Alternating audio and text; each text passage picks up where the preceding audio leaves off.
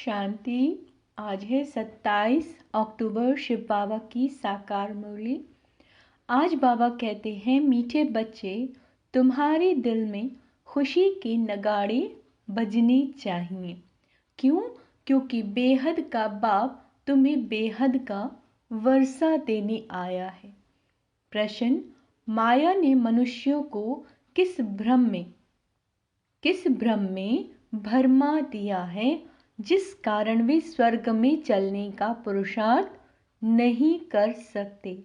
उत्तर है, माया का ये जो पिछाड़ी का पंप है, 100 वर्ष के अंदर एरोप्लेन, बिजली आदि क्या क्या निकल गया है। इस पंप को देखते हुए मनुष्य समझते हैं स्वर्ग तो यहाँ ही है। क्या समझते हैं? कि स्वर्ग तो यहाँ ही है, धन है, महल है, गाड़ियाँ हैं, बस हमारे लिए यहाँ ही स्वर्ग है। यह माया का खुश सुख है जो भरमा देता है। इसके कारण ही वे स्वर्ग में चलने का पुरुषार्थ नहीं करते हैं। गीत है, माता ओ माता तू सबकी भाग्य विधाता। ओम शांति। अभी यह तो बच्चों को समझाया गया है कि जो होकर जाते हैं उनकी महिमा गाई जाती है। भारतवासी तो जानते नहीं, विद्वान पंडित भी नहीं जानते। जगत अम्बा अर्थात जगत के मनुष्यों को रचने वाली बाबा कहते हैं, तुम जानते हो जिसको जगत अम्बा कहते हैं वह अभी बच्चों के सम्मुख बैठी है। भक्ति मार्ग में ऐसे ही गाते आए हैं, तुम बच्चों को अभी ज्ञान मिला है, अर्थात जगत अम्बा का परिचय मिला है। जगत अम्बा के नाम से भी भिन्न भिन्न अनेक चित्र बनाए हैं। वास्तव में है तो एक ही जगत अम्बा। उनको ही काली कहें, सरस्वती कहो, दुर्गा कहो, ढेर नाम रखने से मूंझ गए हैं मनुष्य। काली कलकत्ते वाली भी कहते हैं, परंतु ऐसा चित्र तो होता नहीं। बाप कहते हैं, यह सब भक्ति मार्ग की सामग्री है। जब से भक्ति मार्ग शुरू होता है तब से रावण राज्य भी शुरू होता है। यह तो मनुष्य जानते नहीं कि रावण क्या है और राम क्या है। यह बेहद की कहानी है। तुम बच्चे अब जानते हो, रावण राज्य पूरा हो फिर राम राज्य शुरू होता है। राम सुख देने वाला होगा, रावण जरूर दुख देने वाला होगा। भारत में रावण राज्य है तो उनको शोक वाटिका कहा जाता है। बाप ने समझाया, तुम सब इस समय रावण राज्य में हो। मुख्य भारत की ही बात है, रावण राज्य में तुम भ्रष्टाचारी बन गए हो। राम अर्थात बेहद का बाप, सुख देने वाला, इस समय सभी मनुष्य हैं असुरी मत पर। बाकी रावण कोई 10 सिर वाला नहीं है। यह है 5 विकारों की मत, जिसको रावण मत कहा जाता है। शिव बाबा की मत है श्रीमत। अभी असुरी संप्रदाय है ना, यह बेहद की बात है। श्रीमत से 21 जन्म सुख पाते हो, असुरी मत से 63 जन्म तुमने दुख पाया है। तुम जानते हो यह रावण है बड़े ते बड़ा दुश्मन। क्या है रावण? बड़े ते बड़ा दुश्मन, जिसको जलाते रहते हैं। समझते नहीं, आखिर रावण को जलाना हम बंद कब करेंगे? कहते हैं यह रावण को जलाना तो परंपरा से चला आता है। पुतले बनाते हैं, एफिजी जलाते रहते हैं। बरोबर इस रावण ने सबको दुख दिया है, खास भारत को। तो रावण बड़ा दुश्मन हुआ ना, परंतु इस बेहद के दुश्मन का किसी को भी बाबा कहते हैं पता नहीं है। बेहद का बाप आकर बेहद का सुख देते हैं। ऐसी सहज बात भी कोई विद्वान पंडित आदि नहीं जानते।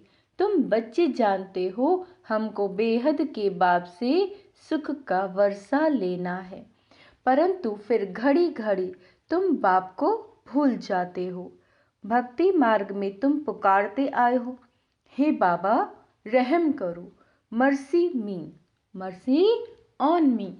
मर्सी तो करता रहता हूँ, जिस जिस भावना से देवताओं की पूजा करते हैं तो अल्पकाल का सुख जरूर देता हूँ, और कोई सुख दे नहीं सकता, मैं ही हूँ सुखदाता।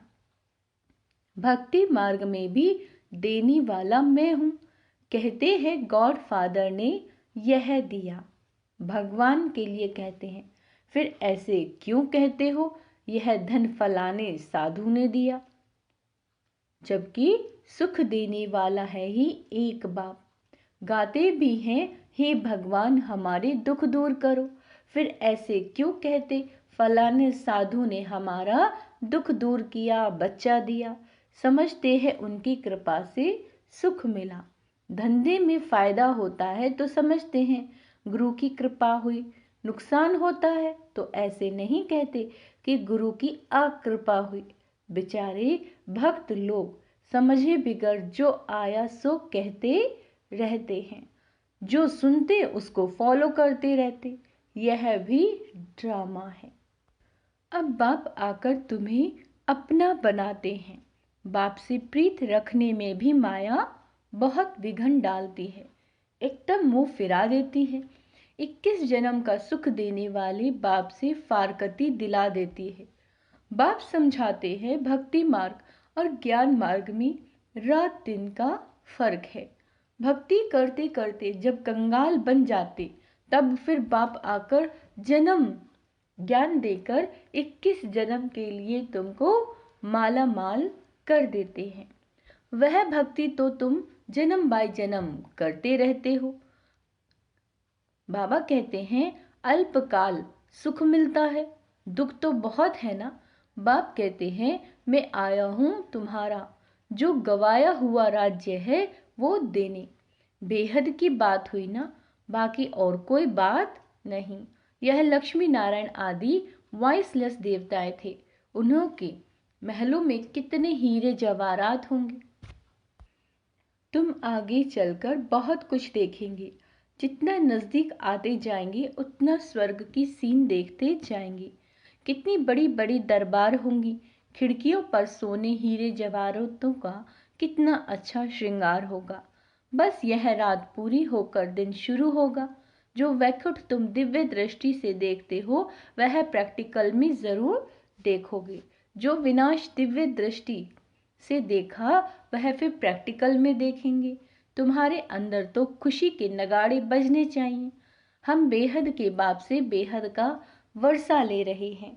यह चित्र तो कोई एक्यूरेट नहीं है, वह तुम सब दिव्य दृष्टि से देखते हो। वहां जाकर रास आदि करते हो, कितने चित्र आदि बनाते थे। जो कुछ दिव्य दृष्टि से बाप ने दिखाया वह फिर प्रैक्टिकल जरूर होगा। तुम जानते हो यह छीछी दुनिया खत्म हो जाएगी। तुम यहाँ बैठे हो श्रीमत पर अपना स्वराज्य लेने के लिए पुरुषार्थ में।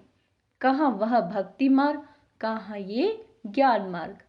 वहाँ बाबा कहते हैं यहाँ भारत का हाल देखो क्या हो गया, खाने के लिए अन्न नहीं है। बड़े बड़े प्लान बना रहे हैं, टाइम है बाकी थोड़ा। उनका प्लान और तुम्हारा प्लान देखो कैसा है। ये बातें कोई शास्त्रों में नहीं है। रामायण आदि में कितनी कहानियां लिख दी हैं, परंतु ऐसे तो नहीं है। रावण को फिर वर्ष वर्ष क्यों जलाया? रावण को जलाया तो वह खत्म हो जाना चाहिए ना। भक्ति मार्ग की आमदनी कैसी है और ज्ञान मार्ग की आमदनी कैसी? बाबा एकदम भंडारा भर देते हैं, उसके लिए मेहनत है। पवित्र जरूर रहना पड़े। गाते भी हैं अमृत छोड़ विष काहे को खाएं। अमृत नाम से अमृतसर में बाबा कहते हैं एक तालाब बना दिया है, तालाब में डुबकी मारते हैं। मानसरोवर नाम का भी एक तालाब बना दिया।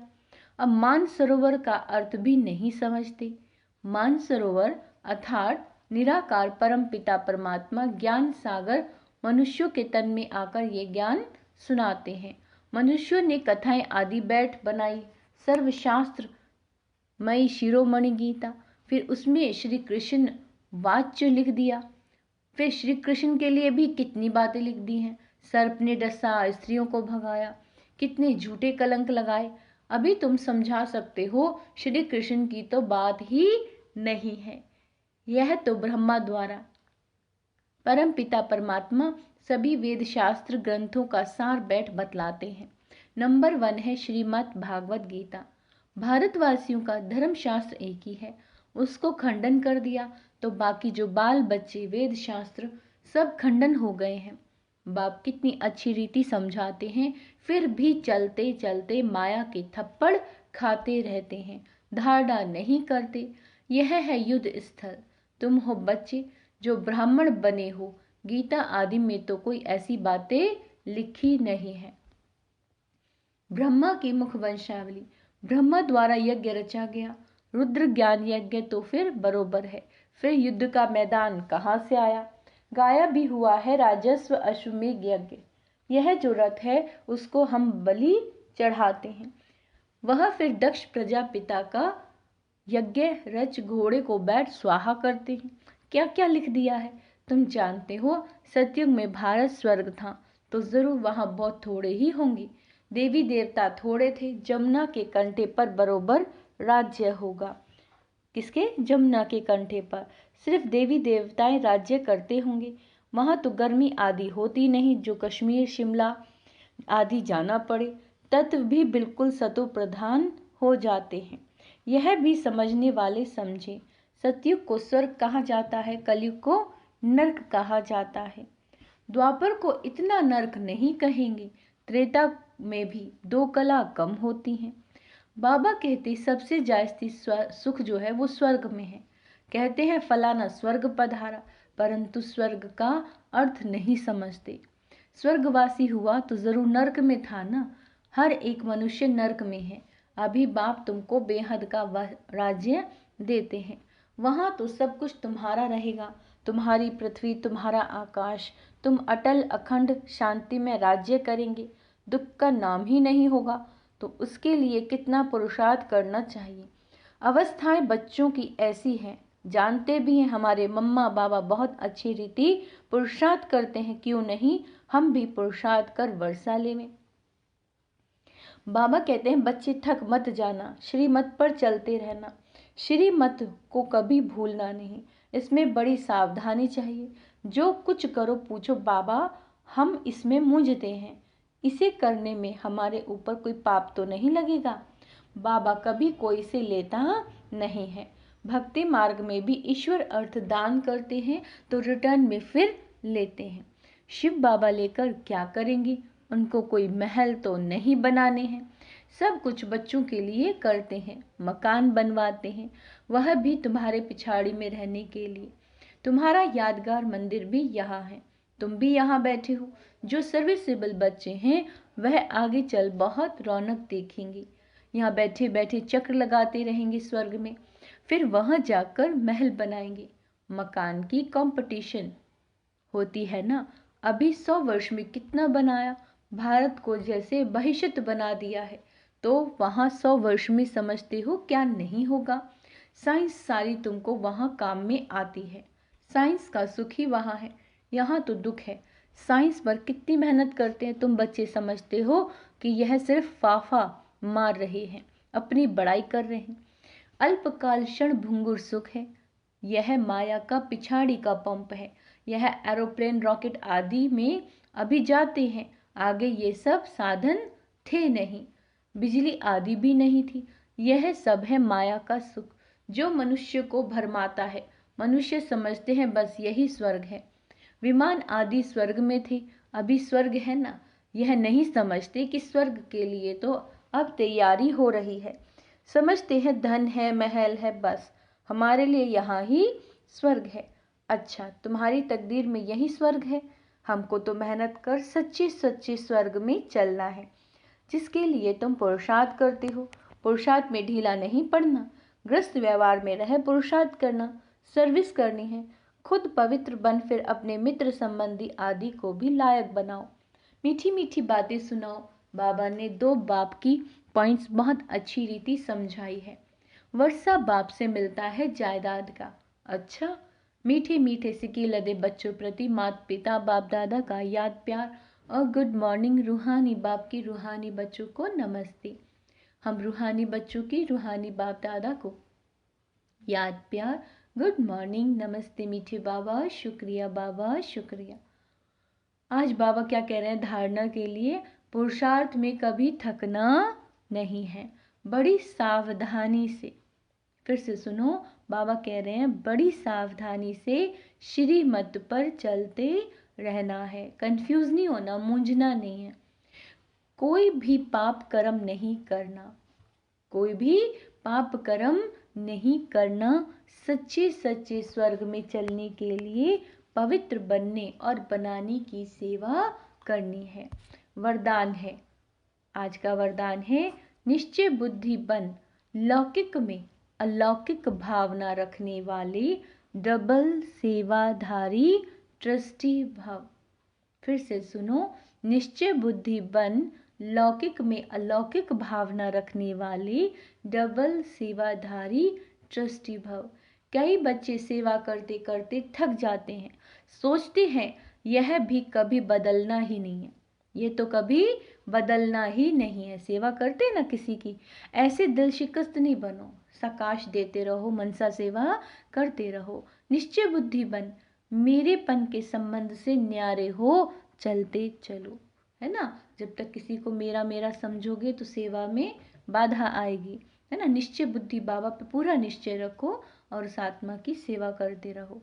कोई कोई आत्माओं का भक्ति का हिसाब चुकतू होने में बाबा कहते हैं थोड़ा समय लगता है, इसीलिए धीरज धरो, साक्षीपन की स्थिति में स्थित रहो, है ना। शांत और शक्ति का सहयोग उन आत्माओं को देते रहो। लौकिक में अलौकिक भावना रखो, रहना तो लौकिक में है लेकिन भावना कैसी रखनी है? अलौकिक वाली। तो हम हो गए डबल सेवाधारी, है ना, ट्रस्टी बनकर कि हम, घर भी किसका है? बाबा का है। बच्चे किसके हैं? बाबा के हैं। धन किसका? बाबा का है। ये शरीर भी किसका है? अब बाबा को सौंप दिया तो बाबा का हो गया। तो ट्रस्टी बनकर हमें बाबा कह रहे हैं चलना है, डबल सेवाधारी बनना है। लौकिक वालों की भी सेवा करनी है और अलौकिक ब्राह्मण आत्माओं की, सभी देवकुल की आत्माओं की भी। स्लोगन है, अपनी श्रेष्ठ वृत्ति से, यानी अपने पॉजिटिव संकल्पों से वायुमंडल को श्रेष्ठ बनाना, यही सच्ची सेवा है। अच्छा, ओम शांति। आज का स्वमान अभ्यास करेंगे। मैं ट्रस्टी हूँ। क्या कहा है बाबा ने? मैं ट्रस्टी हूँ, मैं सेवाधारी हूँ, मैं परम पवित्र आत्मा हूँ। ओम शांति।